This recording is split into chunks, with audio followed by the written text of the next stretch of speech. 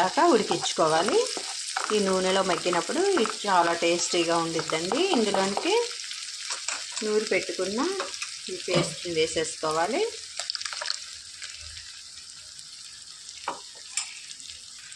ఒకసారి కలిపేసుకొని ఆ జార్లో కొద్దిగా వాటర్ కూడా వేసుకొని ఇందులో వేసేసుకోవాలండి.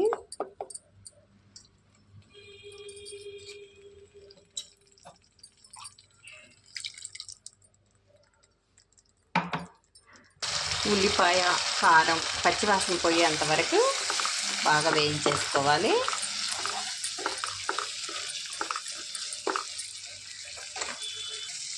చక్కగా గ్రేవీ అనేది మంచిగా రెడీ అయిందండి. ఇందులోనికి ఒక పావు టేబుల్ స్పూన్ పసుపు వేసుకోవాలి.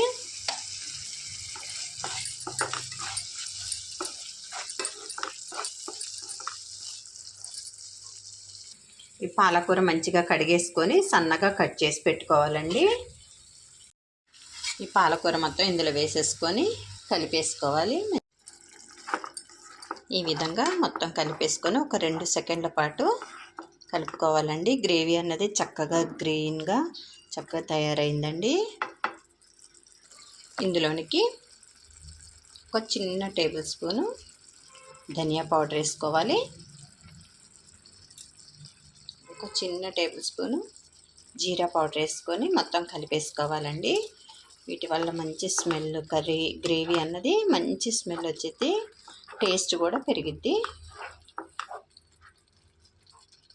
ఒకసారి ఉప్పు చూసుకోవాలండి, సరిపోతే వేసుకోవాలి. మనం స్టార్టింగ్లోనే కొద్దిగా ఉప్పు వేసుకున్నాము, పాలకూరలో ఉప్పు ఉండిద్దండి. ఒక్కసారి చూసుకొని వేసుకోవాలి. సరిపోకపోతే ఇందులోనికి పైన కొద్దిగా వెన్న కానీ నెయ్యి కానీ వేసుకొని ఒక్కసారి కలిపేసుకొని 1-2 నిమిషాలు మూతేసి పెట్టుకోవాలి.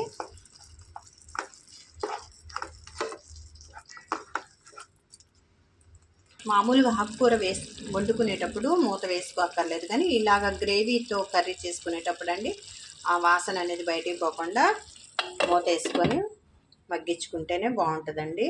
ఒక 2 నిమిషాలు అయిపోయిందండి. మూత తీసి చూసుకొని మంచిగా ఆయిల్ అంతా ఇట్లా పైకి తేలి రెడీ అయిపోయిందండి పాలకూర గ్రేవీ కర్రీ అన్నది. సర్వింగ్ బౌల్లో తీసేసుకోవడమే. రెడీ అయిపోయిందండి యమ్మీగా పాలకూర గ్రేవీ కర్రీ.